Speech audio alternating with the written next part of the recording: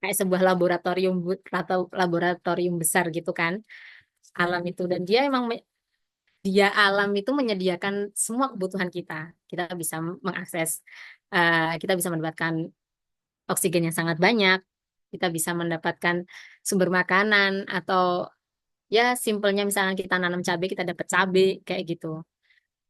Nah, akan tapi lama-lama kok di para ekofeminis ini tidak setuju ketika mulai adanya kerusakan alam dan juga adanya dominasi dominasi manusia. Tapi ini juga nggak lepas dari imperialis atau apa ya, kolonialisme atau orang yang lebih superior kayak gitu. Nah, jadi feminisasi alam ini nggak tok masalah ekologi, ternyata di situ ada unsur politik dan banyak hal. Kemunculan ekofeminisme itu masih masih juga diperdebatkan karena itu kan sebagai sebuah paham ya, sebuah aliran. Jadi ada kayak sebuah golongan yang itu tidak sepakat dengan, eh, misalkan di situ ada sebuah, entah itu organisasi atau disebut sebagai negara kayak gitu ya. Tapi dia memiliki sistem yang ternyata itu tidak mensejahterakan orang banyak. Pasti di situ akan adanya pemberontakan kayak gitu. Nah, feminisasi alam ini juga berawalnya juga dari ruang ruang ya itu di suatu negara. Kalau disebutkan sejarahnya itu ekofeminisme kan gelombang ketiga daripada feminisme ya. Itu muncul di Prancis yang awalnya itu, eh, adanya industrialisme. Kalau industrialisme pasti bisa dipahami misalkan, atau modernisme kayak gitu ya. Jadi yang awalnya orang itu katakanlah be- apa-apa itu bersumber dari alam tapi bergeser oleh teknologi kayak gitu loh. Nah, jadi, eh, ini mulai mulai munculnya kerusakan lingkungan yang menyebabkan isu lingkungan itu semakin mencuat. Nah, karena di situ apa ya? Kalau unsur politik kan pasti dampaknya lebih banyak ya. Tapi itu berasalnya dari apa ya? Dari sekecil itu loh. Misalkan, ini dari permasalahan lingkungan atau mereka tidak peduli dengan kaum-kaum kecil. Nah, sehingga berdampak pada, mm, sistem apa ya, kenegaraan mereka atau sosialnya mereka itu menjadi buruk kayak gitu. Nah, jadi kerusakan lingkungan ini tidak hanya yang kita lihat, misalkan, entah itu berbentuk climate change, tapi itu lebih dari itu. Nah, itu ternyata ada oknum-oknum atau manusia-manusia ini loh, yang itu tuh mempunyai kuasa yang lebih, dan itu juga berdampak pada alam. Kayak gitu. Ini bisa next, Kak.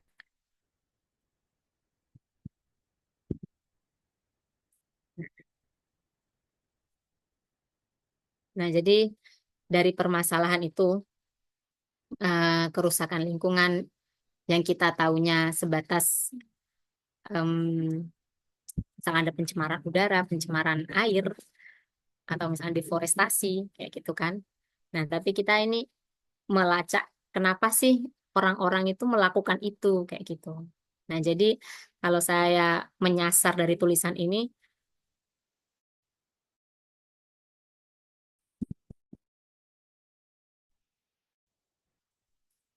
kita bisa memperbaiki atau dari, apa ya, ya dari cara pandang kita, worldview.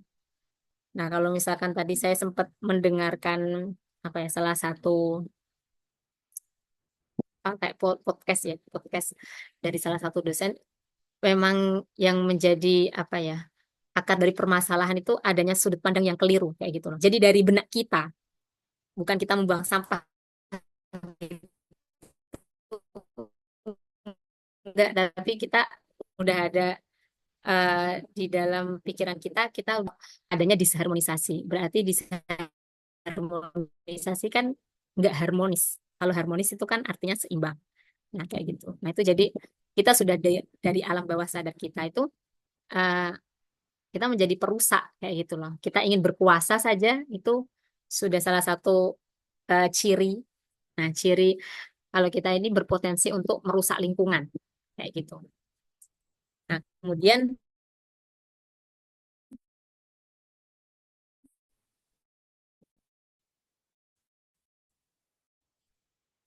di slide kedua ini beberapa teori. Ya, ini kan sebuah masalah. Terus kemudian direspon dari beberapa teori. Sudah ada ekologi, putus-putus ya. Gimana, host? Iya, kirain jaringan saya tadi. Tes tes. Kayaknya udah bagus lagi Kak. Silakan. Oke. Jalan. Hmm. Nah, jadi ada ekologi, ekofeminisme, dan juga ekoteologi. Nah, ekologi ini kan kenapa adanya teori baru itu karena teori lama ini kayaknya udah nggak sesuai deh, kayak gitu loh. Nah, tapi bukan berarti ekoteologi ini lebih bagus, kayak maksudnya eh, salah satu eh, yang paling benar kayak gitu loh. Nah, jadi ekologi ini ada kekurangannya, makanya ada timbul teori lagi kayak gitu. Nah, dari ekologi sendiri, kalau yang saya baca, entah itu dari sudut pandang misalnya Islam ada fikih lingkungan kayak gitu ya. Sebenarnya itu udah kalau misalkan saya menyebut Pak Kiai Aliafi itu udah sangat bagus dari segi fikih. Nah, jadi anggapan atau manusia terhadap alam itulah yang menyebabkan adanya kerusakan lingkungan gitu. Jadi bahasanya itu anggapan. Maksudnya bukan bukan sesuatu yang konkret gitu loh. Nah, ini misalkan ekologi sendiri ini kan sudah muncul udah lama ya. Kita udah pernah dengar eh, kayak diskursus tentang ekologi ini sendiri. Nah, kan tapi ekologi ini disasarkan kepada kalau misalkan ada kerusakan lingkungan, makanya kita bahas lewat ekologi. Nah, jadi masih berdampak kayak di sini ada objeknya yang disebut kerusakan itu lagi dan ada subjeknya gitu. Nah, jadi ekologi ini hanya sebatas oh ya cara mengatasi lingkungan ini dengan misalkan ya tadi sesimpel membuang sampah kayak gitu. Itu maksudnya dibahasnya di tataran itu. Akan tapi eh, kemudian muncul ekofeminisme karena atau direspon oleh ekofeminisme, ternyata ekologi itu nggak cuma masalah lingkungan loh dari situ. Nah, ternyata ekologi ini dibahas oleh ekofeminisme ini udah mulai ada unsur itu tadi superioritas dan inferioritas. Ternyata para ekofeminis ini jeli melihat kerusakan lingkungan.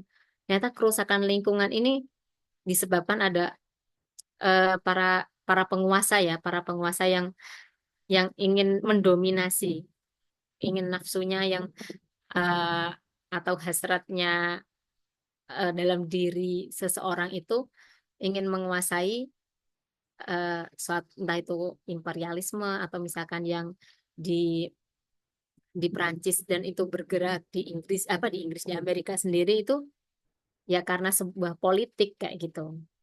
Nah, terus ini saya juga misalkan mau mengenalkan ekofeminisme ini juga mengalami apa ya perjalanan gitu. Kalau misalkan yang ekofeminisme sendiri juga ada ekofeminisme kritis. Dari ekofeminisme yang entah itu sifatnya spiritual atau yang ekofeminisme radikal kayak gitu. Nah, nanti saya nggak akan bahas yang panjang itu, tapi ternyata ada yang ekofeminisme kritis ini yang menarik buat saya. Dan di buku saya tuliskan di situ ada Greta Gard itu dari Amerika juga. eh Dia apa ya menganggap atau membahas ekofeminisme ini ternyata tidak hanya masalah lingkungan tapi masalah-masalah orang orang yang tertindas apalagi di sana kan ada kulit kulit putih atau kulit hitam kayak gitu ya. Nah, jadi eh, mereka menilai semua yang bernilai penindasan adanya penindasan itu harus harus ditumpas kayak gitu. Nah, jadi eh, para para ekofeminis atau yang peduli pada lingkungan itu ternyata memikirkan sejauh kalau kita misalkan berlaku tidak adil saja dengan perempuan, tidak berlaku adil saja dengan lingkungan, itu tuh juga tidak berlaku adil pada semua hal kayak gitu. Nah, ini mungkin akan menjadi ya cara berpikir yang masih abstrak ya. Nah, kan tapi kalau disebutkan di dalam salah satu bukunya itu kan ekofeminisme pembebasan hewan. Nah, jadi eh, bag- sisi bagusnya itu kayak membahas bahwasannya non-human sekalipun itu tuh juga apa sih memiliki derajat yang sama atau tidak berhak untuk di eh, apa ya, yaitu adanya superior dan inferior itu tadi. Nah, kan tapi sebatas itu. Jadi ekofeminisme ini masih ada spirit untuk memenangkan salah satu apa ya, superior inferior itu masih kalau yang ekofeminisme ya, yang pada umumnya kan ada kayak istilah Tuhan maskulin, Tuhan feminin kayak gitu. Nah, itu jadi semangat ekofeminisme itu masih ingin mengunggulkan salah satunya kayak gitu. Nah, kan tapi ketika saya melihat ekofeminisme kritis dan dia pembebasan hewan, jadi tuh saya terbuka lagi ternyata ada loh ekofeminisme yang tidak hanya bicara tentang lah apa ya, dominasi antara penguasa dan juga kepada alam kayak gitu. Nah, kan tapi di sini lebih luas lagi masalah sosial.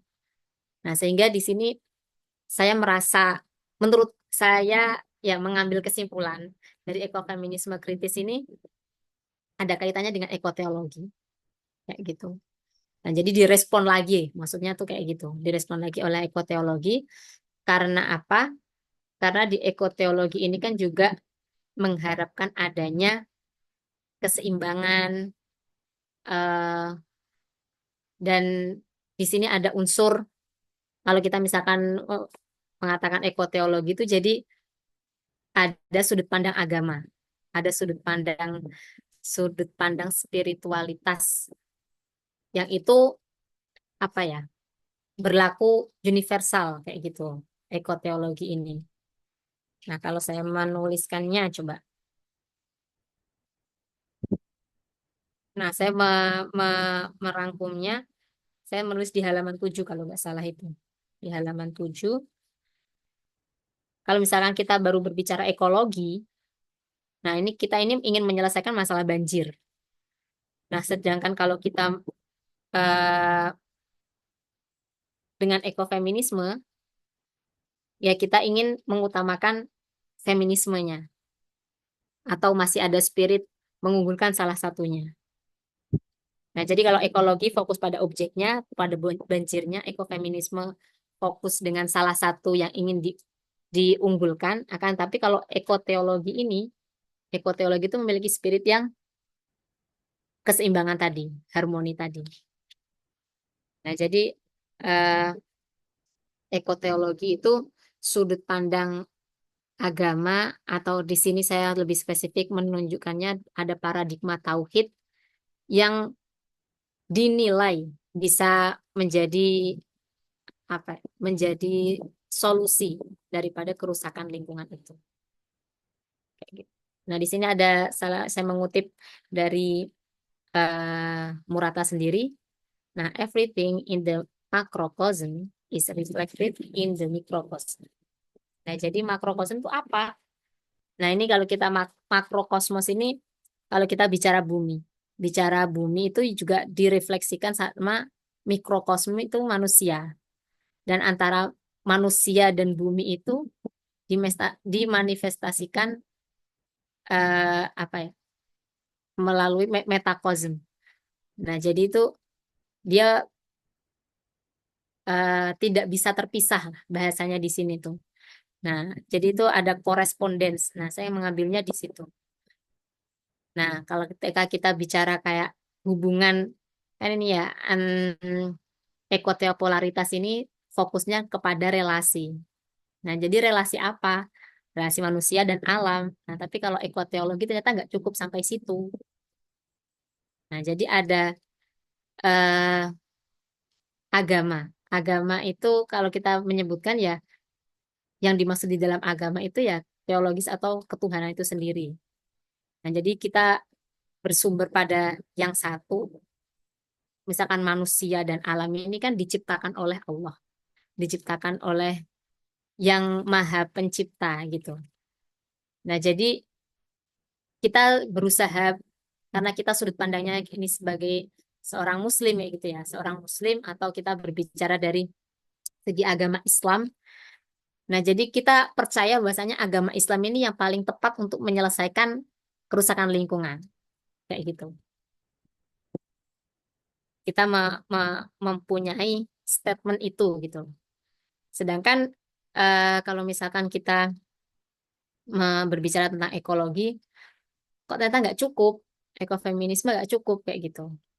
Nah, jadi ketika kita bicara ekoteologi dan fokusnya kepada sesuatu yang eh, apa ya, yang fundamental atau saya menyebutkan tadi cara pandang. Jadi cara pandang misalkan ada humanisme dan teosentrisme.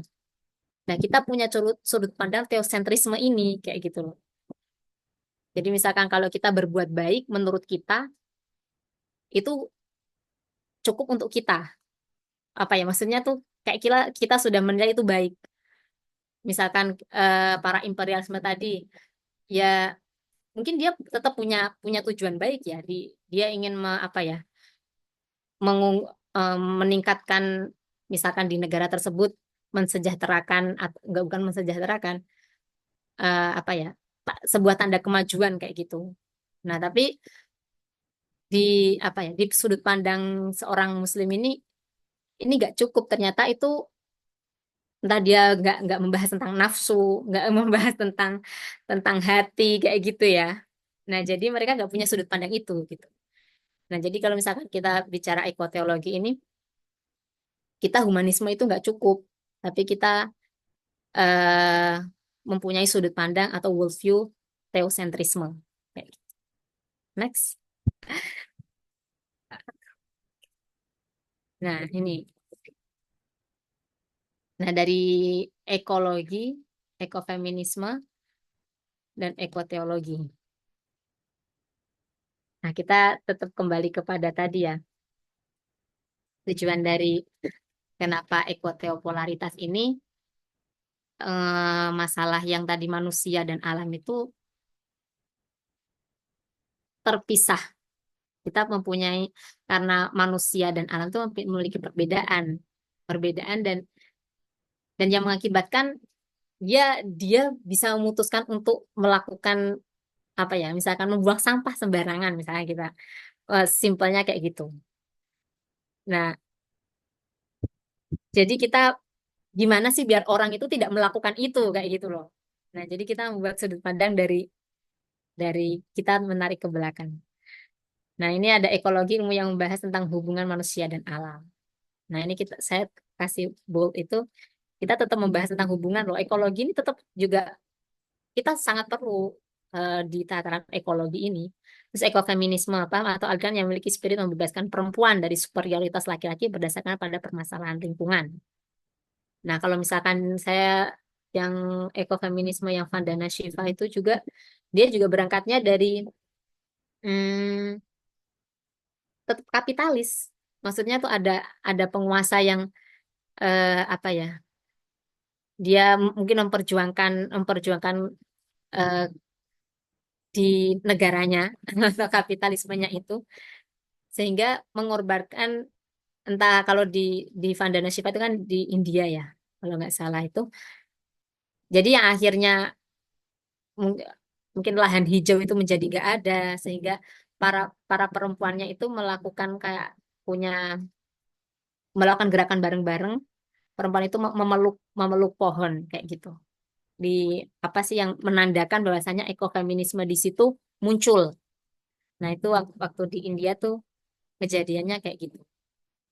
Nah, jadi kayak yang bukti bahwasanya alam ini tidak boleh loh dieksploitasi oleh para penguasa atau industrialisme itu kayak gitu. Dan perempuan ini yang kenapa menjadi simbol karena eh, di situ mereka timbul kesadaran. Maksudnya nggak yang dijelaskan yang seperti apa, tapi di teksnya itu ya memang perempuan yang penuh dengan kasih sayang dan alam ini yang sudah menyediakan hidup apa ya kebutuhan hidup yang sangat luar biasa. Nah sehingga menjadikan perempuan ini yang harus bergerak. Kayak gitu. Dan selanjutnya ini ada ekoteologi. Ekoteologi alam dan spiritualitas manusia tidak bisa terpisahkan. Nah ini sehingga saya punya segitiga, ya segitiga apa ini? Segitiga bermuda bukan? Wah ini Tiga hubungan sama ya. sisi. Segitiga saya sih hubungan antara Allah, manusia dan juga alam. Nah ini yang ingin dikonstruk dari buku ini tuh kita punya punya segitiga yang tidak putus loh. Kita punya hubungan yang di sini muter tapi kita tetap posisi posisi Allah itu emang yang paling di atas kayak gitu sebagai sumber sumber sang pencipta atau best creature gitu bisa selanjutnya coba saya lihat.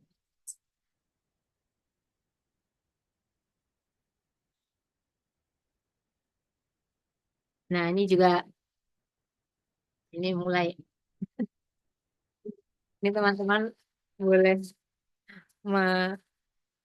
ikut mendiskusikan ini polaritas teologis milik Sachiko Murata.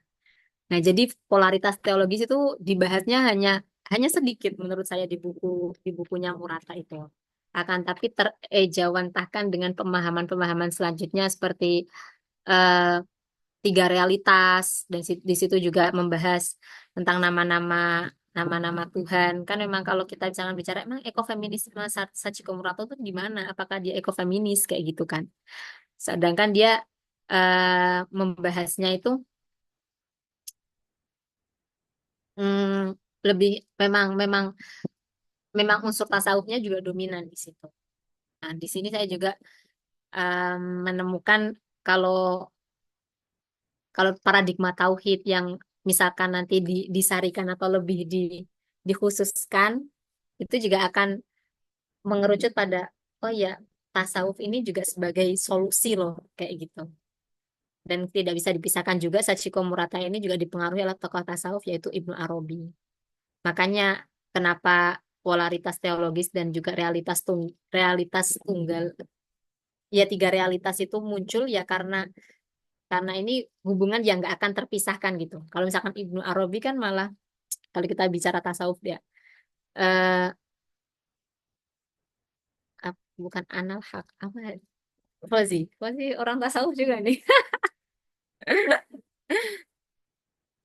Nah itu eh tapi ini untuk tataran tasawuf ya. Tapi ternyata dia lebih lebih jeli lagi membahas ini, membahas tentang relasi antara Tuhan, manusia dan alam. Dia menyebutkannya memang Allah itu tidak tidak bisa di apa ya? Memang tidak bisa dikenali. Maksudnya karena Allah itu berbeda dengan makhluk kayak gitu kan. Ini kita berbicara tentang relasi dulu ya. Relasi yang konsep itu tadi, polaritas teologis itu. Akan tapi kita bisa mengenali Tuhan loh lewat asma-asmanya kayak gitu. Lewat nama-namanya. Nah, jadi sempat kan kemarin saya juga pas waktu ujian tuh juga dipertanyakan. Jadi manusia dan Tuhan itu sama atau tidak gitu. Sampai akhirnya ke situ. Nah, tapi tidak dibahas panjang karena saya meng-highlight itu hubungan, hubungan yang nggak mungkin terpisahkan. Nah, jadi ketika kita punya punya sudut pandang hubungan yang nggak akan terpisahkan itu yang akan apa ya menjadikan ya apa sih kalau kita punya sudut pandang seperti itu tuh ya kita nggak akan melakukan hal yang nggak diperintahkan oleh oleh Allah atau nggak akan melakukan hal yang di situ Allah juga tidak suka gitu. Nah, ini saya eh, ada polaritas teologis milik Sachiko Murata ini ada beberapa istilah yang eh, disebutkan, misalnya ada Jalaliyah dan juga Jamaliyah. Jadi ada sifat feminin, maksudnya Jamaliyah itu feminin, Jalaliyah itu maskulin, Yin itu juga feminin, Yang itu maskulin. Nah, tasbih itu maskulin, tanzih itu Tasbih itu feminin dan tanzih itu maskulin kayak gitu kan. Nah, ini eh, maksudnya apa dengan apa ya, yang di sini kan tetap kita kembali kepada yang tadi tiga realitas atau sumber utamanya itu eh, dari Sang Maha atau di sini Allah Subhanahu wa taala kan. Nah, jadi meskipun ada sifat yang feminin atau maskulin itu sama-sama apa ya? Statusnya sama kayak gitu. Misalkan Sachiko Murata ini juga misalkan dianalisis di kesetaraan gender ya yang dimaksud itu ya yaitu kosmologi kosmologi Islam yang diharapkan itu ya bahwasannya Sachiko Murata tuh menghendaki harmoni atau menghendaki keseimbangan itu kayak gitu.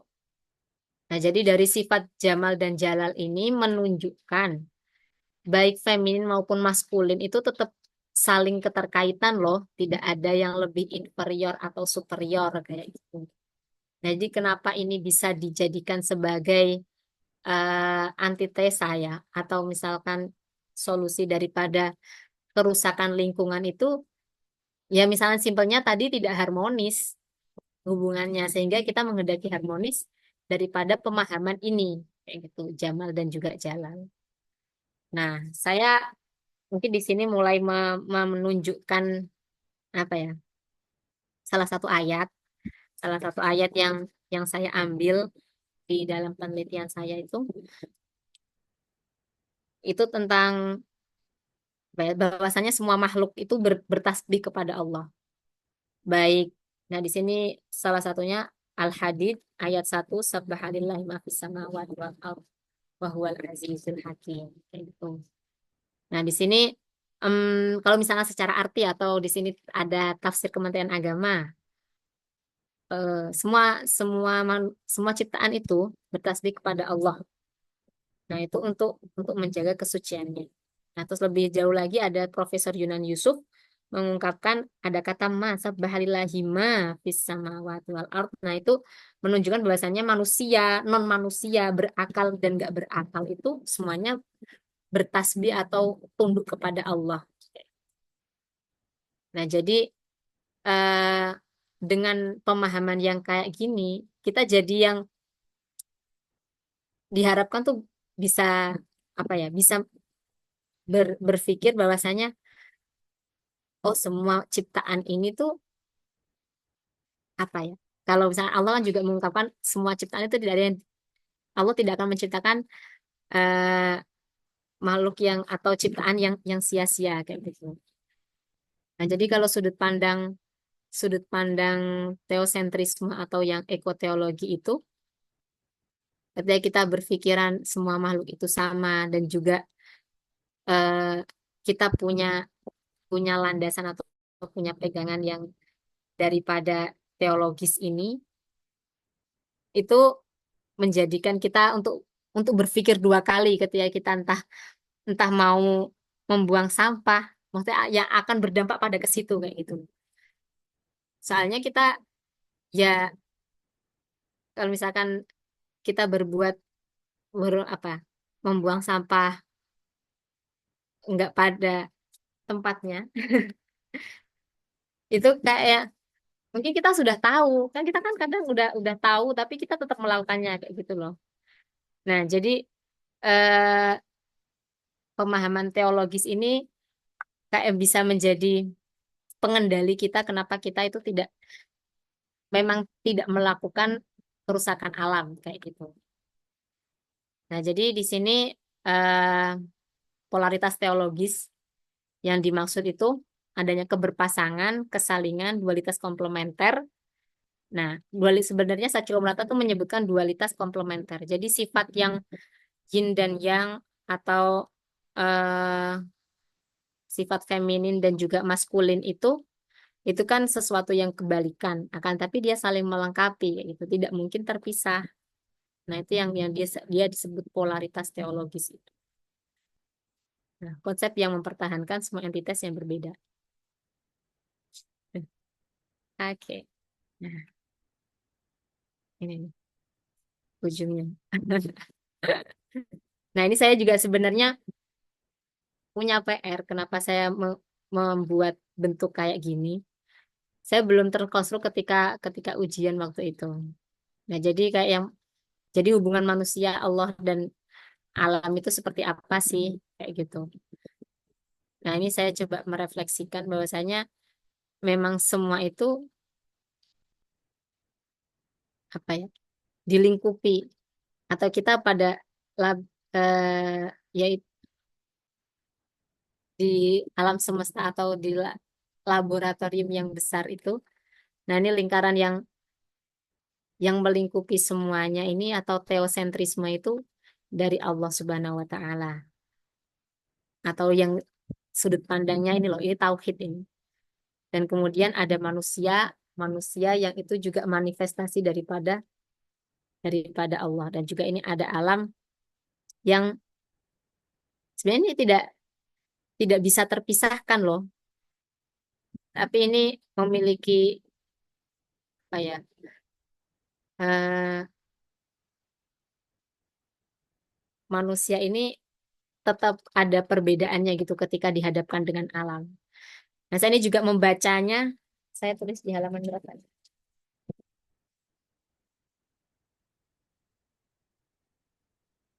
Halaman 88. Nanti ini mungkin teman-teman ada yang nggak membuka bukunya, ini gimana? Nah, nanti saya akan mencoba meluaskan tulisan ini lewat e-book. Eh, Nanti mungkin bisa diakses lebih mudah. Nah, ini jadi kayak kita itu mengumpamakan kayak gitu loh hubungan. Jadi yang apa yang disebutkan misalkan dari hostnya itu juga eh, yang disarikan di sinopsis atau penilaian daripada host itu adanya apa ya gap gitu gimana Kang moderator. Coba mungkin bisa yang membuat kamu tertarik di kalimat itu apa yang kamu buat deh bukan yang dari saya Gimana kalimat yang tadi? yang eh, yang di pembahasannya itu loh apa sih pengenalan yang dibuat kamu di apa sinopsis yang kamu buat yang apa yang di share di Oh, itu itu aku copy dari dari penerbit Mazda. oh Mazda. Ya, sinopsisnya dari situ sih. Itu bukan saya yang buat. Sebenarnya. oke oh ya nah itu apa sih kayak memang adanya spiritualitas yang krisis spiritualitas kayak gitu loh jadi kerusakan lingkungan ini disebabkan dari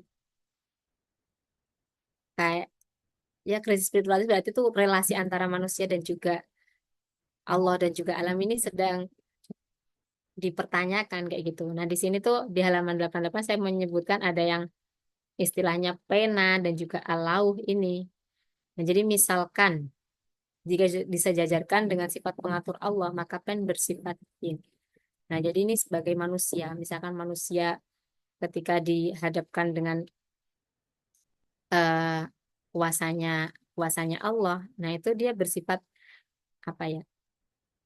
Dia reseptif, dia bersifat feminin kayak gitu. Nah, tapi dia juga di satu waktu ketika dia dihadapkan dengan manusia dan alam itu, ya kan itu sebagai bersifat yang kayak gitu. Karena dia yang lebih berkuasa dalam artian manusia ini memiliki kelebihan karena dia punya akal kayak gitu. Misalnya kalau kita disebutkan dalam Quran surah Al-Baqarah yang sebagai khalifah. Nah, itu kan sebagai pengganti, tapi lebih daripada itu menjelaskan tentang potensi manusia yang memiliki akal. Dan itu yang kenapa dia seolah-olah menurut Murata ini menjadi wakil Tuhan, ya karena dia bisa mengatur atau dia bisa eh, hanya manusia yang bisa mengatur alam ini dengan akalnya itu, kayak gitu. Nah, jadi ketika dia juga bisa bersifat yin, eh, karena apa ya? karena ya manusia itu juga tidak bisa mengenali Allah secara sempurna kayak gitu. Nah, jadi ini eh, ingin menyimpulkan bahwasannya manusia dan juga alam itu sama-sama sama-sama ada sisi maskulin dan juga femininnya. Begitupun eh, misalnya kita dihadapkan dengan apa ya, di sini lingkarannya ini apa yang paling besar ini atau metakosmos itu ya, relasi metakosmos itu dia akan reseptif semua kayak gitu, si manusia dan juga alamnya ini. Nah, tapi juga ini saya masih ya, atau di kesimpulan ini saya juga masih mempertanyakan kalau di dalam bukunya Murata itu Allah itu juga butuh manusia loh untuk mengenali dirinya. Kalau nggak ada manusia, Allah itu juga nggak akan diketahui tanda-tandanya kayak gitu loh. Nah, itu saya juga takut salah berpikir. Tapi tapi ada sepakatnya dengan Murata itu ketika Allah itu bisa dikenali ya karena sifat-sifatnya, tapi bukan karena zatnya kayak gitu. Nah, itu mungkin bisa menjadi cara. Oke, lanjut saja. Ini sudah pusing-pusingnya sudah. Selanjutnya, oke. Nah, ini perspektif Al-Quran yang tentang ekologi ini. Nah, ini tuh juga apa ya, spirit. Saya menyebutkannya itu ayat-ayat ekologi, ayat-ayat yang berwawasan lingkungan kayak gitu ya. Nah, itu nanti ada di pembahasan kembali itu di bab terakhir yang berhubungan dengan konservasi lingkungan kayak gitu. Itu mungkin aksi nyatanya secara setelah kita berpikir kayak gitu, gimana sih cara konkretnya kita berpikir yang kayak gitu tuh. Nah, itu nanti akan dibahas di konservasi lingkungan.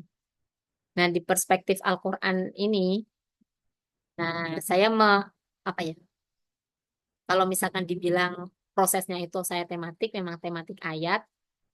Nah, tapi itu juga saya mengambil juga istilah takwil yang diadopsi dari Murata itu sendiri. Nah, jadi kayak misalkan di sini ada khalifah.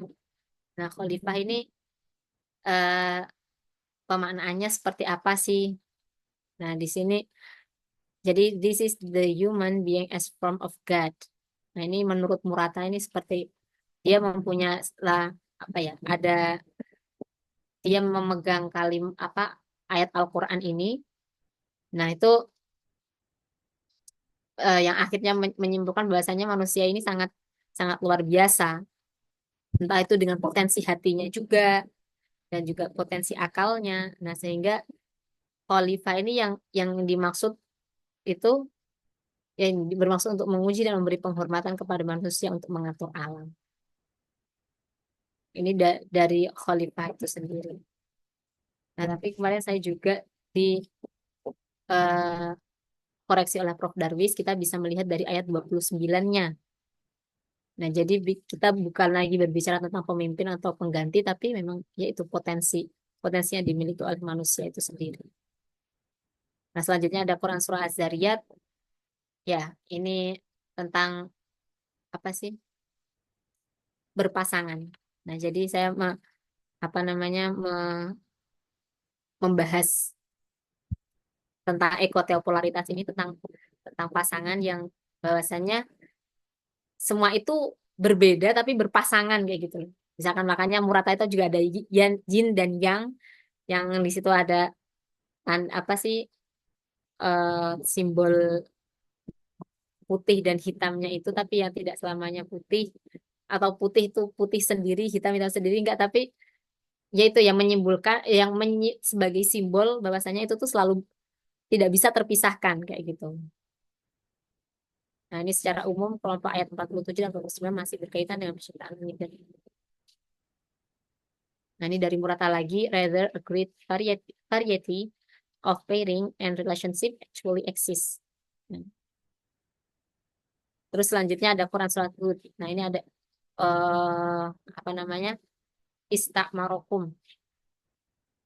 Nah, ini apa ya, kayak mensejahterakan istiqmar, amanah istiqmar untuk alam itu sendiri. Oke, mungkin bisa dilanjut lagi. Nah, ini ada ekotable dan konservasi lingkungan. Nah, jadi setelah kita berpikir kayak gitu tadi, diharapkan kita itu membangun wawasan lingkungan sebagai sebuah kolaborasi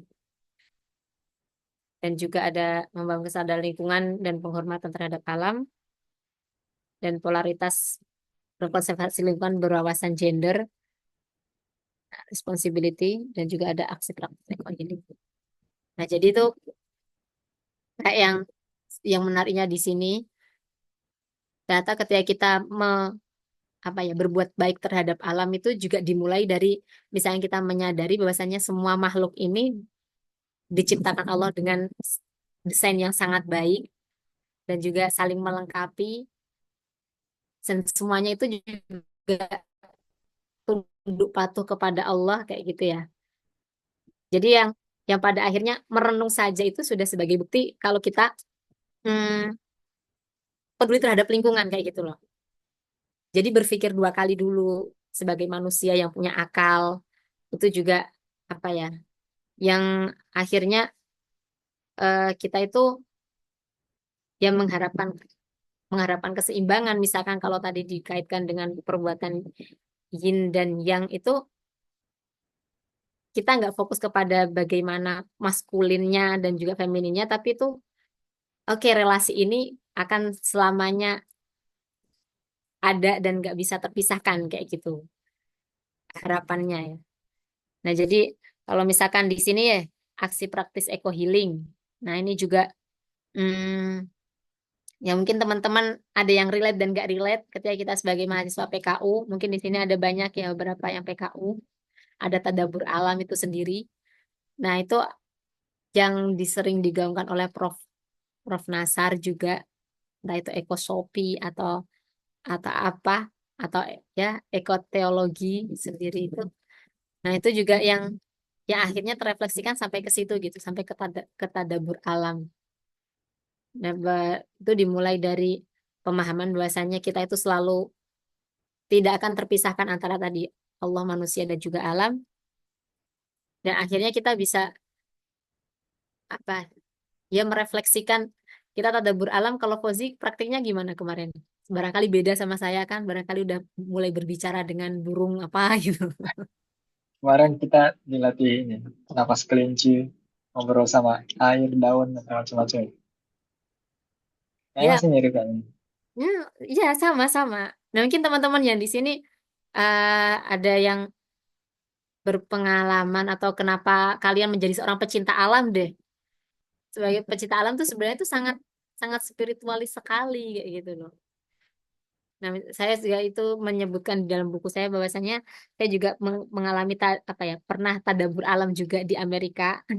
Itu disebutnya juga eco reformation dan itu kita disuruh diem 5 menit terus dia dibantu dengan alat kayak peribadatannya orang Hindu atau apa ya, yang misalkan ya Hindu, misalkan kalau dia maksudnya itu sebuah bunyi gitu loh, apa ya, kayak terbuat dari tembaga atau apa gitu dibunyikan, ntar Yang suaranya dipakai kayak ini kan, ting pakai gitu. Mbak Rara itu kan.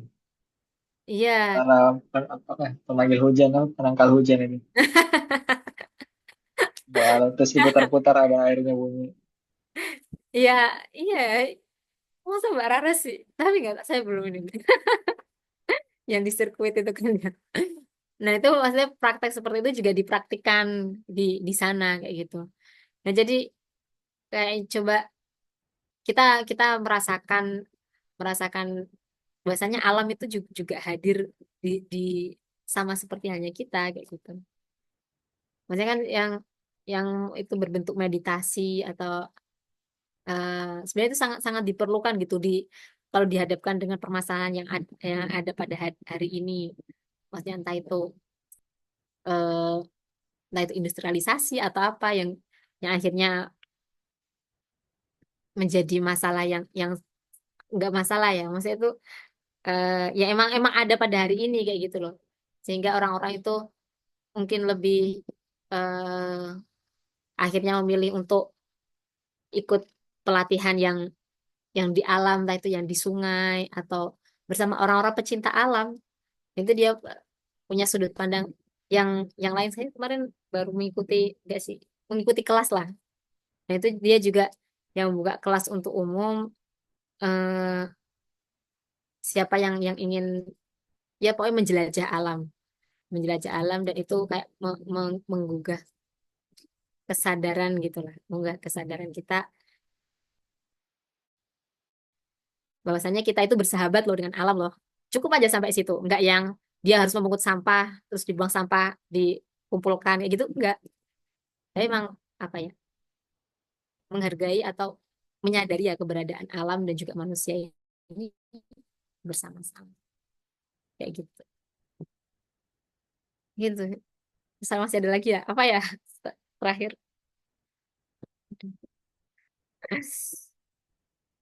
Ya, ini kesimpulan ekoterapeutik dikonstruk untuk menyadari hubungan harmonis antara manusia dan juga alam. Ini teman-teman bisa menyimpulkan juga punya kesimpulan sendiri atau masih berakhir pada tanda tanya. Nah, kalau saya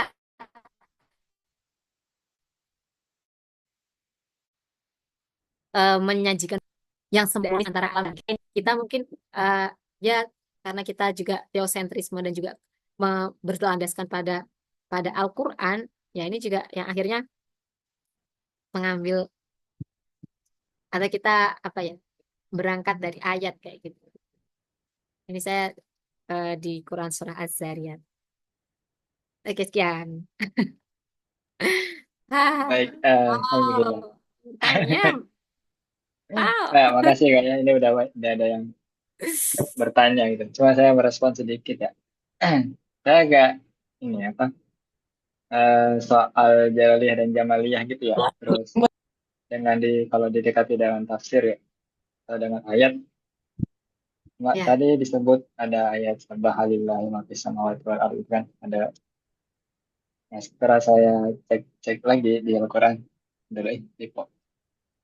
Mm-mm. Oke, biar biar skin sekali lagi. Nah, dengan adanya kayak paradigma kalau Allah itu terbagi jadi sifatnya terbagi jadi dua, sabahalillahi Jamaliyah sama Jalaliyah. Terus gimana kita dekatin tafsir yang ayat yang seperti ini kan? Yang muncul malah sifat-sifat Jalaliyah semua di sini. Apakah apakah selain Allah itu Jamaliyah atau gimana kita membacanya gitu? Mungkin ini teman-teman kalau mau ini bisa menarik juga kayaknya kalau ada pembagian sifat-sifat Jalaliyah Jamaliyah gitu ya. Allah ini apakah Jamal atau gimana? Mungkin Oh, itu ya. iya. Oke, lanjut sesi pertanyaan sudah siap. Editor kita Mas Alif Jawar Pendi. Silakan Mas. Harus ini ya, harus di Saya dulu atau Mas Uhuy? Mas Uwi. Siapa ini Mas Jangan Uwi? dulu Mas, duluan angkat tangan. Oh, saya duluan.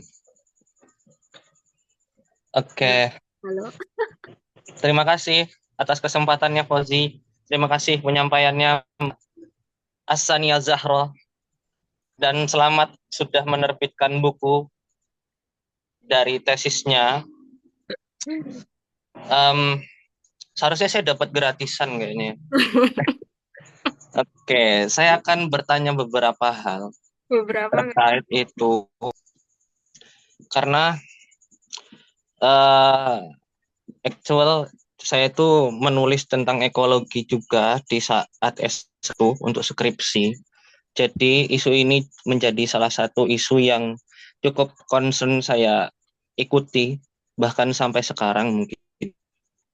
Dan saya menarik sekali melihat bagaimana Mbak Sania tadi mencoba membawa konsep polaritas dari Sachiko Murata di dalam konsep-konsep yang banyak tadi itu. Karena banyak banget konsepnya, jadi saya bingung sebenarnya variabel yang banyak sekali. Jadi akan saya tanya konsep-konsep itu yang saya tanya. Pertama, Konsep ekoteopolaritas yang Mbak gagas itu, atau sebenarnya Mbak eh, bu- boleh nggak kita menyebut itu sebagai bukan gagasan, tetapi upaya untuk mengkonstruk ulang atau rekonstruksi ya? Karena kalau itu dibilang menggagas, tentunya terlalu apa ya? Terlalu jumawa, karena sudah banyak teori semacam itu, apalagi konsep ekoteologi. Nah, ekoteopolaritas, kalau saya pecah-pecah berarti ada tiga konsep di sana. Ada eko, ada teo, ada polar. Nah, yang kemudian ingin saya tanyakan, tadi Mbak Sania menjelaskan di awal-awal itu, saya melihat tidak hanya ada, kalau kita ya balik lagi ke eko, tadi ekologi, teonya teologi, polarnya polaritas. Ekologi, tadi kalau Mbak Sania tidak salah menjelaskan, itu berhubungan hanya manusia dengan alam saja. Lalu kalau ditambahkan teo, maka di situ ada Tuhan. Ada Theo yang di situ Tuhan atau kemudian terejawantahkan dalam logos jadi teologi. Jadi ada tiga. Lalu kalau polaritas, nah sejauh pengetahuan saya, polaritas itu diambil dari kata polar yang maknanya kutub. Kutub itu cuma ada dua. Jadi hanya dua sentris di sini. Jadi dua polar. Jadi makanya disebut polaritas itu karena ada dua polar yang saling bertentangan. Nah, kalau kemudian tiga elemen ini dijadikan satu, maka di situ bagi saya ya ada hal yang tidak konsisten. Karena pertama eko itu tadi ada dua polar, kalau kita pakai bahasa polar. Ada manusia alam, kalau tambah teo berarti ada tiga polar. Nah, sekarang ada polaritas itu sendiri. Nah, itu gimana? Jadi menggabungkannya itu dalam rasionalisasinya seperti itu, rasionalisasinya seperti apa, sehingga bisa menggabungkan ketiganya itu menjadi satu istilah teknis seperti semacam itu. Nah, itu pertanyaan pertama saya. Lantas pertanyaan kedua saya adalah berkaitan tentang Sachiko Murata itu sendiri. Saya tidak membaca Sachiko Murata dalam bentuk buku fisiknya, tetapi saya ada PDF-nya. Jadi mungkin agak ilegal. Oke, Sachiko Murata itu punya konsep, ya sebenarnya polaritas tadi itu kan juga diambil dari konsepnya Sachiko Murata yang membagi-bagi. Dalam konsepsi ilahiyahnya, dia membagi Tuhan kepada Jalaliyah dan Jamaliyah yang tadi sudah disinggung Fauzi di akhir, dan itu pertanyaan yang sangat bagus banget dari Fauzi yang harus dijawab sama Mbak Sania. Oke, uh, Jalaliyah dan Jamaliyah, lalu Yin dan Yang, dan terakhir ada apa Tasbih, tadi, tasbih. uh, tasbih dan tanzih. Nah, bagi saya kalau yang disebut polar itu dua hal yang saling bertentangan. Nah, jadi saya menarik melihat bagaimana kok bisa Sachiko Murata merumuskan Jalal dan Jamal sebagai dua hal yang sifatnya polaritas gitu. Padahal kalau saya pikirkan matang-matang, dua hal itu tidak polaritas, tetapi dia salah satu dua hal yang saling bersinergi. Jamal dan Jalal itu dua hal yang saling bersinergi. Begitupun dengan tanzih dan tasbih. Berbeda dengan yin dan yang sudah jelas itu polaritas, karena kalau dia dibalikkan ke konsepsi tadi membawa feminisme, ekofeminisme tadi, maka yang itu maskulin, yang yin itu feminin. Itu jelas sebuah polaritas. Tetapi bagaimana kemudian dalam konsepsi ekofeminisme itu merumuskan jalal dan jamal sebagai dua hal yang bertentangan, serta tasbih dan tanzih sebagai dua hal yang bertentangan. Nah, itu yang saya penasaran sebenarnya, apa sih yang ingin apa sih rasionalitas atau rasionalisasi dari Murata dalam konteks itu ya, sehingga bisa mempolarisasi antara Jamal dan Jalal serta tasbih dan tanzi. Itu yang kedua. Yang terakhir, saya ingin bertanya terkait di akhir tadi, saya sudah sangat menikmati gimana Mbak Sania merekonstruksi paradigma yang dibangun oleh Murata dan kemudian digabungkan dengan paradigma paradigma pinjaman yang dipakai oleh Mbak Sania seperti itu. Nah, sehingga bisa merumuskan istilah ekopopularitas tadi. Tetapi saya kurang nyaman saat melihat bagian akhirnya yang kemudian harus membahas ayat. Yang itu tidak didapatkan secara murni dari hasil penjelasannya Murata, tetapi Mbak Tania mencoba melakukan tafsir tematik pasca menjelaskan Murata. Dan pasca mereka membuat suatu konstruksi istilah teknis yang itu ekoteopolaritas itu sendiri.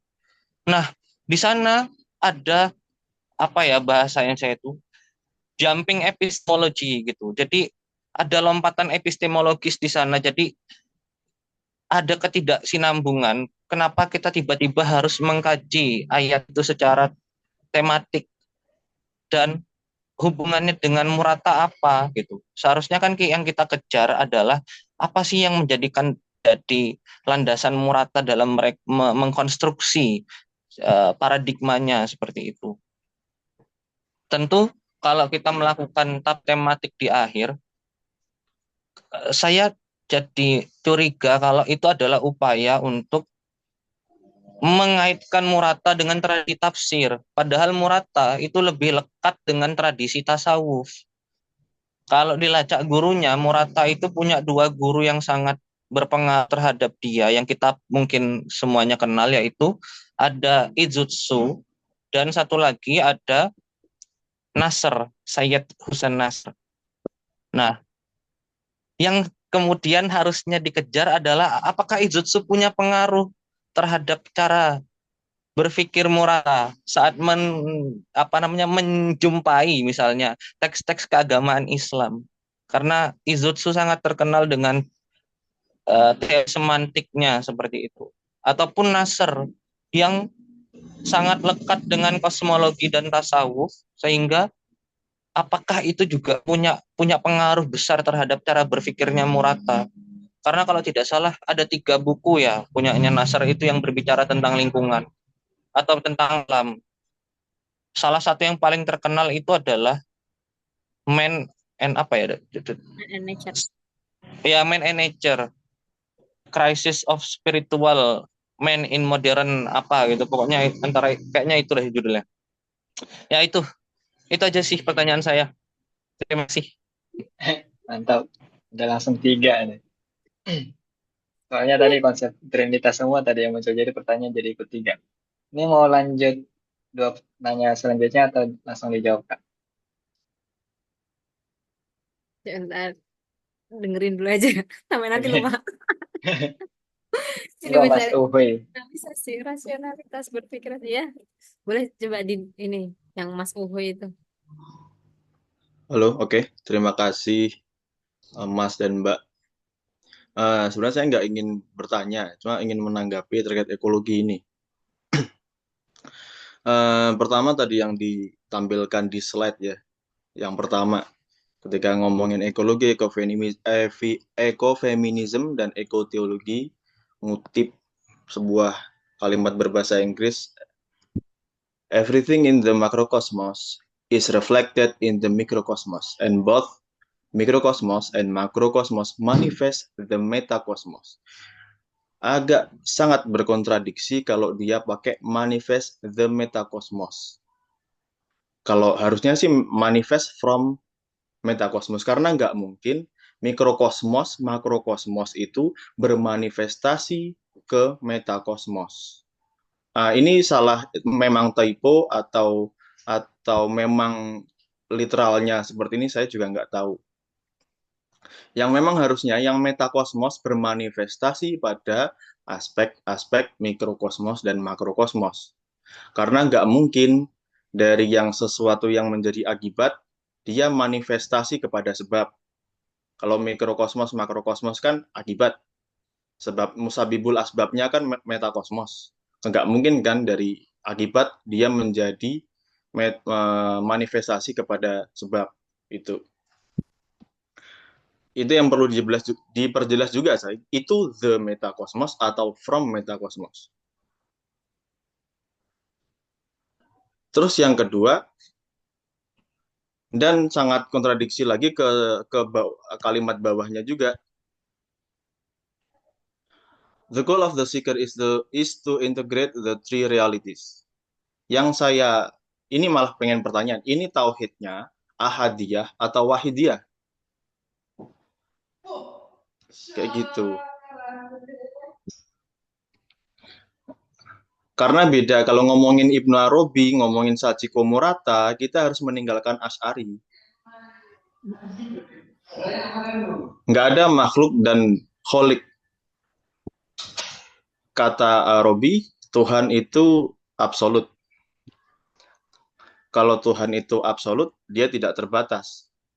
Berarti yang selain Tuhan, dia ada di dalam Tuhan.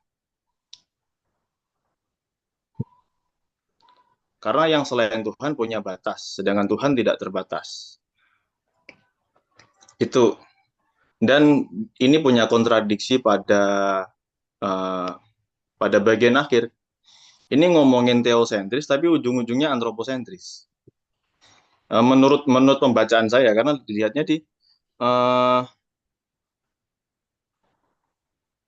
memakmurkan bumi adalah hubungan timbal balik, tidak dibenarkan jika kebebasan manusia mengelola namun berkuasa dengan arogansi. Allah telah menjaring ciptaan baik dan manusia adalah sebaik-baik ciptaan, sehingga dengan segenap keistimewaan yang ada pada diri masing manusia bisa memakmurkan diri dan mengamalkan tugasnya sebagai keterbandingan dan keserupaan Allah. Kadang ngomongin teosentris nanti balik-balik ujungnya ke antroposentris, kayak saya memakmurkan bumi, merawat bumi supaya nanti ada hubungan simbiosis mutualisme, saya bisa hidup dari bumi ini dengan baik, bumi juga terawat dengan baik. Kayak kembali ke mau ke atas, balik lagi ke bawah kayak gitu. Kalau ngomongin teosentris dalam perspektif Ibnu Arabi, dan Ibnu Arabi itu kalau ke bawah dari Syekh Husain Nasr juga, itu kalau dirunut sanatnya juga nyambung ke Arabi. Apalagi Sachiko Murata adalah muridnya Nasr. Kalau lagi-lagi kalau ngomongin Nasr, Sachiko Murata, Ibnu Arabi, kita harus meninggalkan Asy'ari karena basisnya Nasr itu perennial. Jadi cinta kepada alam adalah dampak dari cinta kepada Tuhan. Saya merawat lingkungan karena saya cinta sama Tuhan. Dan saya tidak mengharapkan keuntungan apapun daripada lingkungan yang saya rawat. Itu kalau melihat kacamata lingkungan dari perspektif teosentris. Beda sama yang antro ya. Saya merawat lingkungan untuk mendapatkan hubungan baik, simbiosis, mutualisme dengan lingkungan, kesalingan satu sama lain sehingga terdapat lingkungan hidup yang baik. Itu dua hal yang berbeda. Seperti itu. Ya, ingin menanggapi itu saja terkait Jamal dan Jalal tadi juga saya ingin menjawab juga. Jamal dan Jalal Sachiko Murata,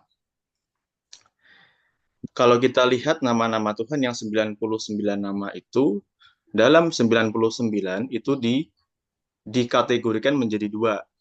Ada Jalal, ada Jamal.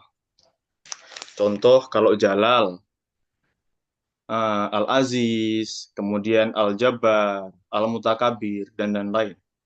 Itu masuk pada Jalal. Kalau Jamal, Rahman, Rahim, Kudus, Salam, Mukmin. Itu sangat feminim sekali. Dan Jalal kan sangat tegas sekali. Kalau dibilang yin yang, kemudian tanzih, tasbih, itu berlawanan dengan Jalal dan Jamal dan konsep ini, ya sangat tidak berlawanan malahan, karena hubungan itu memang berbeda, memang terpolarisasi, tapi keduanya tidak terpisah ikatannya. Nama-nama Jamal itu untuk membatasi jalalnya Tuhan, dan Jalal itu melindungi jamalnya Tuhan. Seperti itu, ya. Itu aja yang pengen saya tanggapi dan ingin saya tanyakan tadi, ini tauhid ahadiyah atau wahidiyah? Gitu. Kalau kita ngomongin Ibnu Arabi, Nasr, Sachiko, ya memang harus meninggalkan Asy'ari dulu. Seperti itu. Mantap. Tadi padahal rencananya kita lanjut pertanyaan kedua biar sambil mikir pertanyaan pertama. Ternyata berat juga. Nanti kita buka lagi biar sambil mikir lagi apa gimana? Kalau Janganlah, jawab. Ya, jangan begitu. silakan Kak Sani yang bertanya Mas Alif tadi. Ya, Seru paling ya, juga seru-seru. itu tadi sih. Jangan-jangan ruangan ini untuk menjawab pertanyaan yang dulu juga sempat dipertanyakan. Dengan ini ya, saya menangkap yang tadi Fauzi, ternyata kok banyak yang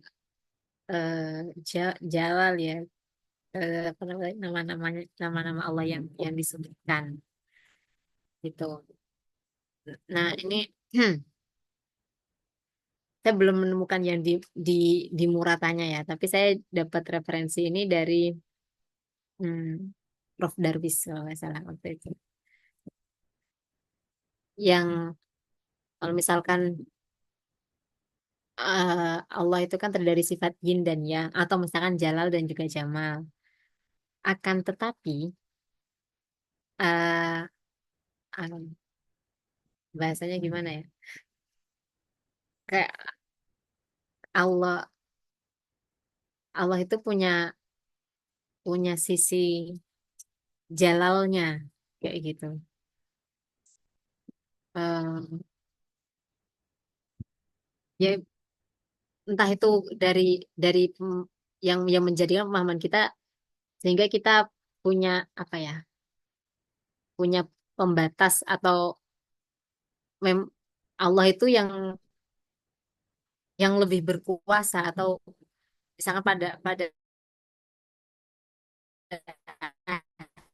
akhirnya yang tadi saya membuat lingkaran itu tadi eh, pada akhirnya yang yang menjadi penentu atau apa ya atau yang di situ sehingga termanifestasikan dalam sifat jamak jalal itu Allah Subhanahu Wa Taala kayak gitu.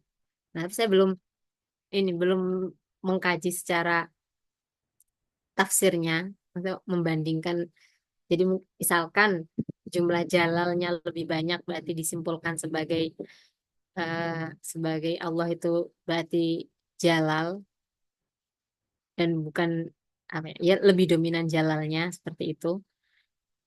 Nah, saya juga mungkin saja boleh jadi boleh jadi yang eh, Prof. Darwis mengatakan hal tersebut itu juga bisa dilihat daripada ja- jalal atau sifat-sifat yang tertera di dalam Al-Quran itu sendiri. Coba.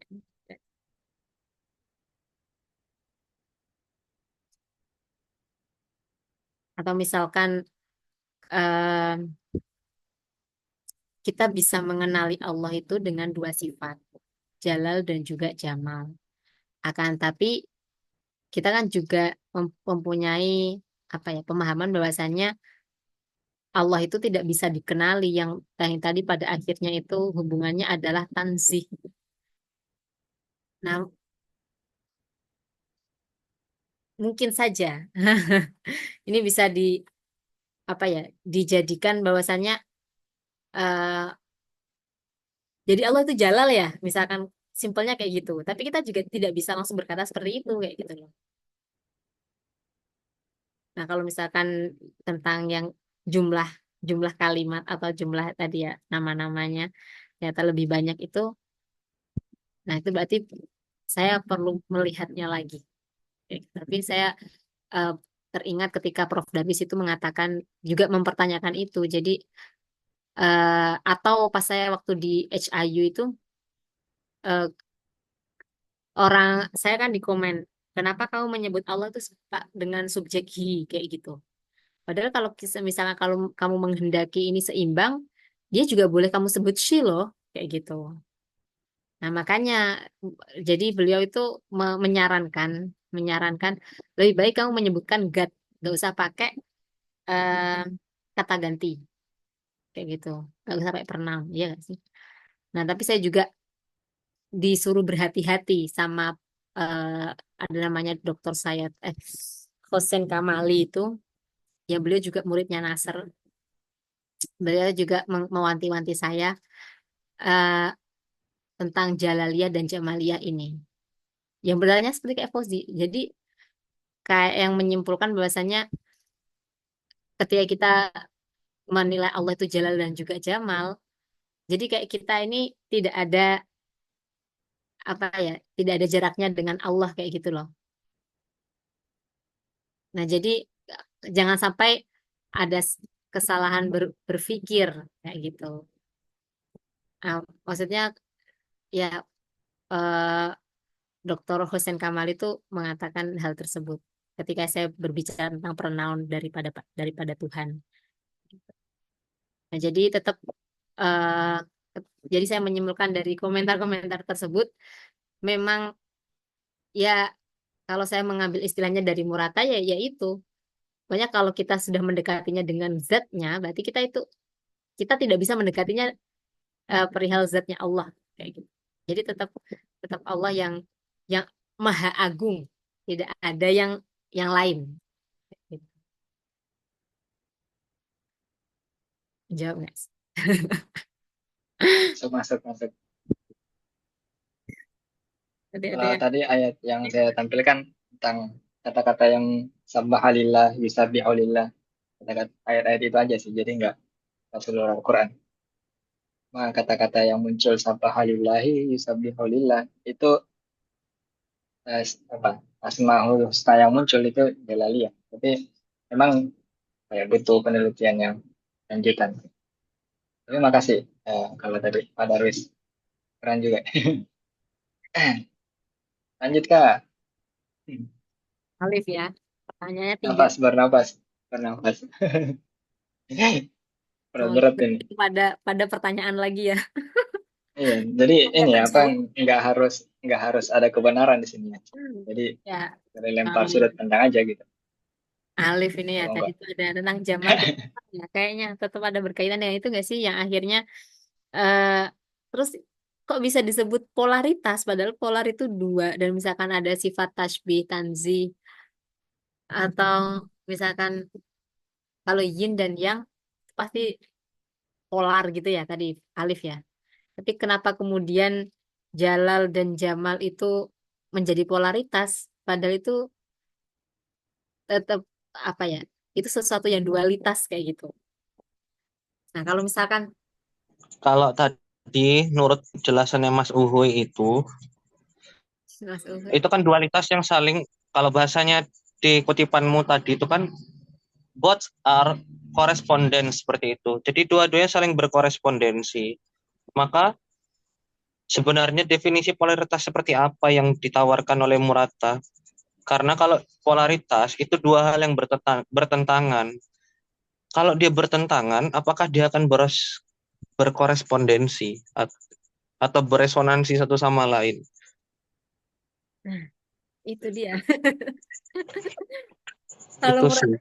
Bang menyebutkannya sebenarnya dia pada awalnya selalu menyebutkan dualitas dualitas dualitas gitu. Tapi dualitas ini kayaknya nggak cukup deh kita menyebut dualitas karena nanti efeknya akan tetap dualitas.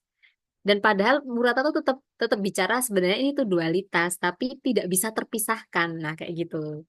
Makanya ada dualitas komplementer dan yang akhirnya itu dia menyebutkan ini juga bisa disebut dengan polarity. Nah, itu nanti eh, apa ya istilah ya polaritas itu yang dualitas yang bersumber dari satu kayak gitu loh. Kalau misalkan kalau kita terjawantahkan dengan nama-nama yang nama-nama Jalal Jamal itu kira-kira nyambung gak ya? Misalkan kalau disebutkan eh, sifat yang berbeda itu, tapi itu tetap pada satu zat yang sama kayak gitu. Saya lebih sepakat itu namanya dualitas komplementer sih. Karena memang saling berkomplement satu sama lain. Mm-mm. Cuma itu tadi yang saya kejar bukan persoalan. Itu kan tadi kalau kita masuk ke penjelasan langsung bahwa Asmaul Husna itu dibagi menjadi Jalal dan Jamal. Nah, yang saya kejar adalah rasionalisasinya. tentu setiap tipologi ada rasionalisasi. Saat membagi itu menjadi jalal, terus menjadi jamal, itu bagi saya ya, kalau kita pakai apa namanya eh sense bahasa, jalal itu agung, terus jamal itu indah. Agung dan indah itu kayak kurang apa ya, kurang bisa untuk disebut sebagai merasionalisasi bahwa yang jalal itu adalah maskulin, terus yang jamal adalah feminin. Bagi saya seperti itu. Karena misalnya kalau jelas seperti Al-Qahar dan Ar-Rahim misalnya, itu kan sangat nampak ya maskulinitas dan femininitasnya. Nah, tapi kemudian dalam teologi itu dibagi sebagai jalal dan jamal. Nah, bahkan sebenarnya yang kenapa saya tadi ada pertanyaan terakhir yang mengejar ke arah sorry, tadi itu disinggung juga Ibnu Arabi ya. Karena yang ngajarkan Ibnu Arabi kalau nggak salah dari Nasr juga. Karena Nasr sangat terpengaruh oleh Ibnu Arabi. Nasr itu seingat saya membagi Tuhan itu pada dua tipologi, yakni transenden dan imanen. Nah, kalau seperti itu, kalau yang dipakai adalah Ibnu Arabi, maka Tuhan itu transenden dan imanen sekaligus. Maka tidak, ya tadi sudah diulas sama Mas Uhuy tadi. Itu bahasa teknisnya seperti itu, transenden dan imanen sekaligus. Maka apakah itu bisa disebut sebagai polaritas? Seperti itu. Nah, itu tadi arahnya ke sana. Itu yang saya ingin konfirmasi. Seperti itu.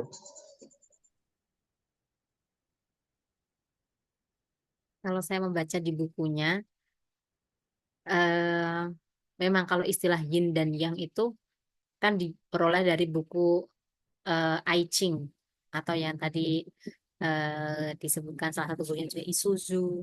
Nah, jadi emang dari tradisi Cina gitu ya. Nah, tapi kayak yang akhirnya Murata itu pada perjalanan akademisnya itu menemukan ketika dia yang awalnya belajar memang dari Cina dan akhirnya ke Iran dan dia menemukan teologi itu di situ. Dan dia itu ternyata kayak yang reflect gini. Ternyata yang saya temui di I Ching atau di eh, kitab saya itu ternyata lebih dalam dibahas di ternyata Islam sudah berbicara ini kayak gitu loh. Yang akhirnya istilahnya itu eh, Jalal dan juga Jamal dan itu eh, yang akhirnya maksudnya eh, si Mas Alif ini menangkap opo iyo kayak gitu loh. Yin dan yang itu ter termanifestasikan dalam Jalal dan Jamal kayak gitu. Nah, kalau saya Nanggepi boleh? menangkap boleh boleh. Kalau tadi ditanya kalau rasionalisasi korespondensi dari Jamal Jalal. Rasionalisasi dari polaritas yang terhubung satu sama lain. Sebelum menjawab itu, coba kasih satu ungkapan yang rasional, dua hal yang berbeda tapi tidak terkorespondensi. Dua polaritas yang tidak terhubung satu sama lain di dunia ini. Kira-kira ada enggak? Sebenarnya tidak ada, Mas. Semuanya saling terhubung. Ada surga, neraka. Iya, Ada baterai plus, ada baterai minus. Kalau baterainya plus semua, kira-kira gimana? Ada aksiologi nggak di sana? tidak ada tarik menarik. Nah, ada laki-laki, ada perempuan. Kira-kira ada anak nggak? Kalau nggak ada salah satunya. Ada rasa cinta, ada rasa benci. Benci itu basisnya apa? Sebenarnya Apakah dia itu independen atau dependen? Apakah rasa benci itu dipengaruhi oleh rasa cinta? Coba kasih alasan bahwa rasionalisasi dari polaritas yang tidak terhubung.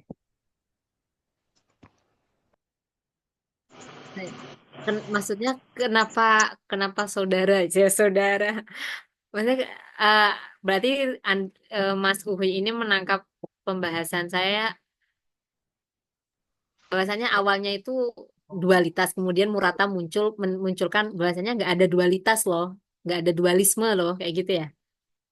Enggak, saya menanggapi Mas Alfi tadi yang coba kasih rasionalisasi dari polaritas yang terhubung. Tapi Oh, coba tadi kasih satu alasan mana yang terpolarisasi tapi yang tidak terhubung. Ada enggak? Kalau enggak ada, berarti memang terhubung keduanya. Terhubungnya itu karena disebabkan adanya penilaian yang berbeda. Kenapa ada baik? Karena ada penilaian yang berbeda dengan baik sehingga ada yang salah. Termasuk dengan hubungan-hubungan yang lain itu tidak tersaling bahasanya tadi, terkorespondensi. Artinya hubungan itu disebabkan karena adanya penilaian yang bertentangan terhadap dua hal tersebut. Nah, kalau dia itu saling berkaitan, maka dia tidak bisa kemudian dipolarisasi. Jadi misalnya ada baik dan juga ada misalnya lumayan. Nah, itu dia mau dimasukkan kemana dalam konteks itu? Apakah dia dimasukkan ke dalam salah? Padahal dia lumayan ini lebih lekat kepada baik. Itu yang saya maksud. Kata Jalal dan Jamal itu dua hal yang bagi saya seperti itu. Nah, makanya saya kejar rasionalisasi dari kenapa untuk menyebut sisi maskulinitas Tuhan dengan Jalal dan kenapa untuk menyebut sisi femininitas Tuhan dengan Jamal. Padahal dua hal itu kalau kita pakai apa yang saya jelaskan tadi, itu tidak bisa di kemudian yang satunya seperti ini, satunya seperti ini, tapi dua hal ini memang saling berkaitan dan bisa dinilai pada satu tipologi tertentu seperti itu.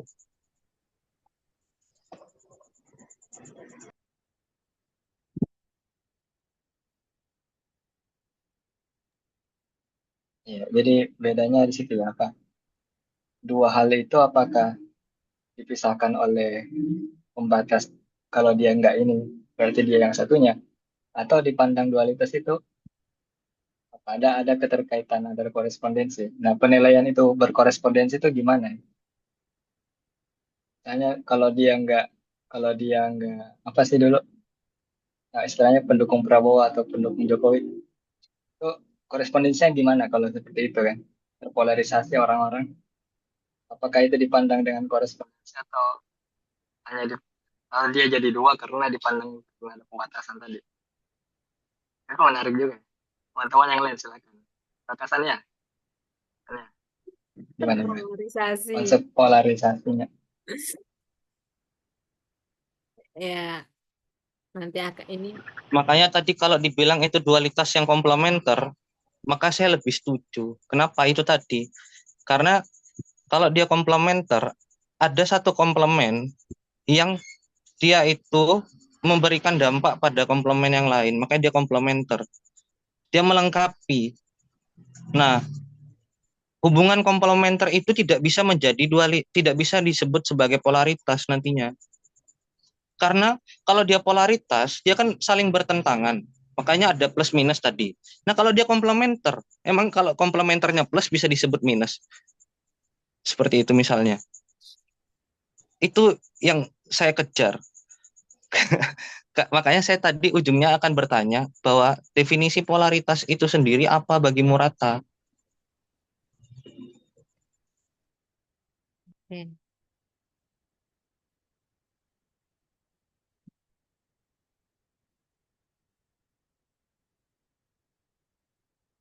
Mungkin apa ya? Saya mencoba menanggapi saja sih, nggak menjawab. Nah, jadi ah kayak yang saya ini yang saya temukan sih ya, yang saya temukan. Kenapa ujub-ujub jadi Murata itu memunculkan kata polarity kayak gitu ya. Itu tuh istilah yang cukup jeli. Maksudnya eh, kalau disebutkan tadi kan saya menuliskan bahwasanya mempertahankan hal-hal yang berbeda akan tetap berbeda kayak gitu. Tapi dia dia punya dasar, coba di slide tadi, mempertahankannya berbeda. Mempertahankannya. Ini konsep yang mempertahankan semua entitas yang berbeda. Nah, jadi memang Murata itu dengan tegas dengan tegas semua itu berbeda kayak gitu loh. Nah, tapi karena dia punya sisi teologis makanya tapi berbeda itu tuh bukan terpisah kayak gitu. Jadi yang kayak yang eh, ketika kita misalkan bicara Allah dan juga maksudnya hubungan Allah dan juga manusia kayak gitu ya. Itu emang jelas-jelas berbeda kayak gitu. Tapi nggak mungkin terpisah kayak gitu. Nah, jadi kayak yang memang mendegaskan dia dengan istilah-istilah tersebut adalah semuanya berbeda dan semuanya bertolak belakang. Nah, kayak gitu. Makanya dia menyebutkan tetap polarity itu tadi, tapi ya kalau misalkan mau yang istilahnya panjang dia dualitas komplementer gitu. Dan pas awal-awal dia memang memunculkan dualitas, dualitas, dualitas. Tapi yang akhirnya dia menemukan istilah dengan tetap mempertahankan kedua hal yang saling bertentangan inilah ini disebut polarity. Yang pada akhirnya tadi ada Jalal dan juga Jamal kayak gitu. Saya menuliskannya apa ya?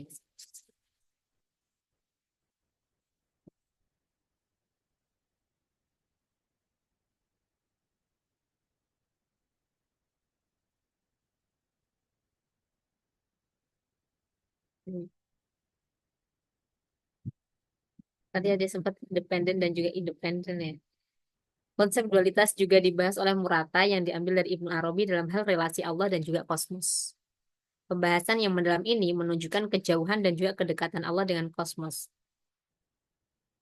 Nah, but there are attributes of God to which the cosmos has uh, no direct connection. For example, God is independent of the worlds.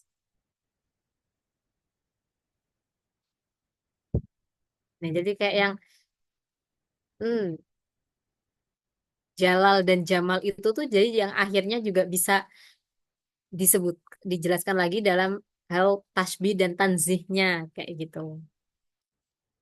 Kalau misalkan tadi kan tetap mempertahankan polaritasnya jadi seperti apa.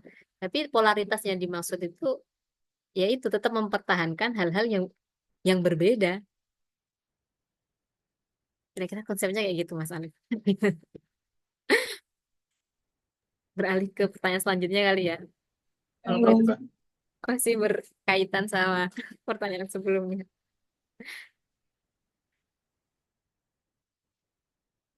Kayak tadi ada kaitannya dengan dia punya guru master ya juga Isuzu. Tapi kenapa itu nggak yang dibahas gitu ya? Gitu ya sih, Li? Tentang itu apa? Ke ayat langsung tiba-tiba. Oh ya, ya. Itu berarti ya sama yang pertanyaan terakhir ya? Iya nggak sih? Nah, mungkin Seperti kronologinya ya, kronologi daripada ayat tersebut itu, em, apa ya? Kan dia bukan seorang tafsir yang mempengaruhi dia bukan bukan tafsir kayak gitu. Tapi orang-orang tasawuf. Dan mungkin di sini kenapa saya mengambil apa ya, interpretasinya Sachiko Murata itu kayak yang dia punya penilaian terhadap ayat tersebut yang mendominasi kenapa dia menyebutkan eh, apa ya kayak status manusia dan juga Tuhannya kayak gitu makhluk dan kholiknya walaupun tadi sempat Mas Uhoy bilang kalau misalnya kita berbicara Ibnu Arabi kita nggak Asy'ariyah loh gitu nah Kak eh, jadi kenapa bahas ayat tersebut karena ayat tersebut yang dijadikan apa ya Murata itu menyebutkan khalifah atau term yang dia ulang-ulang itu dari ayat tersebut kayak gitu. Nah, jadi hmm, ya kata khalifah itu sendiri atau yang dari ayat 30. Nah, itu memang memang ada yang dari ayat Az-Zariyat dan juga ayat 30 yang Al-Baqarah itu memang dari dari Murata sendiri. Memang dia mengulik kata itu, kenapa ada pair, kenapa ada pasangan, dan juga kenapa ada manusia yang mempunyai misi mulia itu tadi. Nah, kemudian saya apa ya, melihat beberapa tafsir yang yang membahas ayat tersebut kayak gitu. Nah, jadi ini bukan memperkosa ayat ya, istilahnya gitu ya, memperkosa ayat tiba-tiba kenapa jadi meminta persetujuan dari ayat kayak gitu. Tapi saya akhir apa ya memunculkan ayat tersebut karena ya saya jadi pengen bertanya apakah kalau misalkan tasawuf seperti itu bukannya juga mengangkat sebuah interpretasi ya sehingga dia mempunyai metode takwil kayak gitu loh.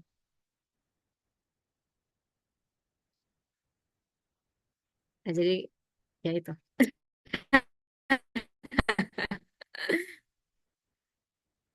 Oke. Ya, gimana Mas? Kalau lihatnya seperti apa ya? Ya, nemu ayat, oh, cocok nih kayaknya, terus ditarik gitu. Itu lebih memperkosa Sachiko sih. Karena dia tadi misalnya setelah mengambil ayat terus melihat penafsiran, kan tadi ada toba-tobai. Kenapa saya bertanya juga karena tidak, kalau semuanya tadi murni adalah interpretasi Sachiko, mungkin saya tidak akan bertanya ini. Karena tadi ada toba-tobai. Dan ada kalimat bahwa kamu berupaya melihat bagaimana ayat itu ditafsirkan oleh para mufassir. Lantas, jika ayat itu ditafsirkan A oleh para mufassir, apa kemudian hubungannya dengan Sachiko? Seperti itu. Atau bahkan kalau kamu sendiri melakukan penafsiran itu, apa hubungannya dengan Sachiko? Yang tasawuf tentu tidak hanya tasawuf ya, semua disiplin keilmuan Islam pasti bersumber dari Quran dan hadis dan dari interpretasi. Pasti ada aktivitas interpretasi di sana. Tetapi dalam perjalanannya sudah terbentuk konsep-konsep. Dan konsep-konsep itu tidak kemudian membuat mereka harus melakukan interpretasi lagi. Saya sebut misalnya, kita dalam berteologi misalnya kalau kita adalah Asy'ari, ya, misalnya. Terus kita memahami kasab. Kita perlu nggak mencari landasannya dulu, kasab ini dari apa? Ayatnya apa yang dipakai, hadisnya apa yang dipakai. Lalu memunculkan teori kasab. Kayaknya kita tidak perlu itu lagi, tapi kita sudah bermain di konsep seperti itu. Jadi ada kemungkinan juga saat Sachiko menyebut khalifah atau menyebut apa tadi yang lainnya, konsep-konsep tertentu itu dia tidak melakukan interpretasi lagi, tetapi sudah menggunakan konsep dari hasil aktivitas interpretasi oleh orang sebelumnya. Itu seperti itu. Jadi kemudian jika kita melakukan interpretasi ulang dan meresonansikannya dengan pemikiran Sachiko atau siapapun, itu seakan kita merasa dalam tanda kutip menghakimi bahwa dia ini melakukan interpretasi ini sehingga menghasilkan ini. Padahal belum tentu itu yang terjadi. Itu yang saya sebut kenapa kita seperti memperkosa tokoh akhirnya. Jadi tidak hanya ada term memperkosa ayat saja, tapi bisa juga memperkosa tokoh. Seperti itu. Oke, oke. Yang siap. Dan terus mungkin satu lagi yang dari Mas Uhe tadi, pertanyaan dari Mas Uhe, Mbak, yang apa tadi ya? Saya ingin Yang mengkonfirmasi terakhir itu. apakah ya ahadiyah atau wahidiyah gitu ya.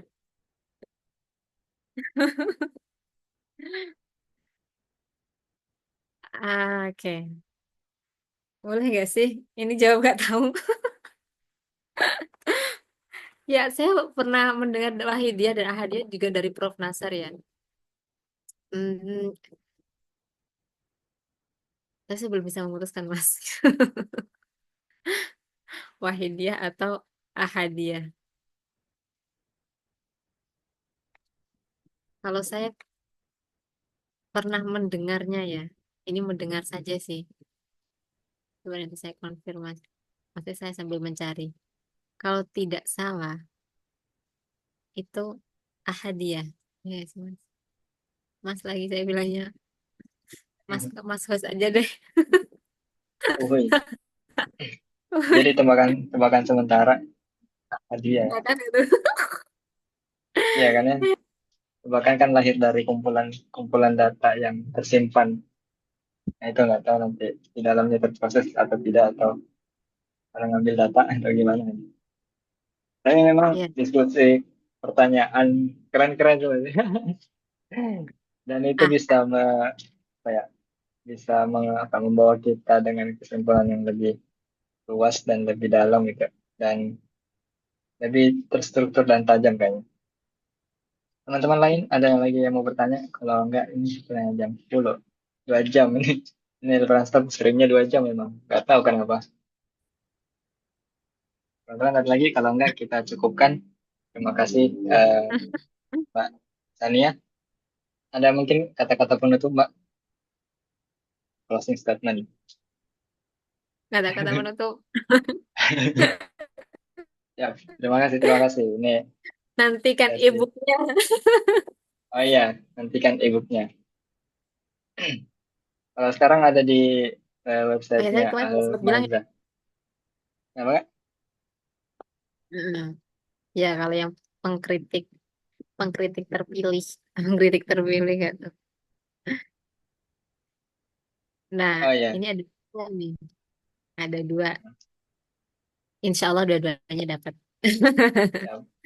Oke, terima Dua kasih deh. Mas Uli dari Mas Alif. Siap-siap. Jadi dapat buku nih. Tadi ditagih sama Mas Ali kan. Dapat. Makasih Mbak sekali lagi inisiasi ekoteopolaritasnya. Semoga apa ya, berkah. Semoga berkah, terus banyak digunakan dan mendapat apa sih istilahnya? Apa Pembaharuan. istilahnya? Iya kayak gitu-gitu lah. Ilham. Karena kan memang ilmu kan berjalan ya, dinamis, dan ya manusianya yang merumuskan ilmu itu juga dinamis. Jadi bisa terus berkembang. Ini Mas Kafa apa nih? Mau nanya apa gimana? Halo Mas Kafa, ini juga tim Elbrand. Tim nggak tuh? Direktur ya?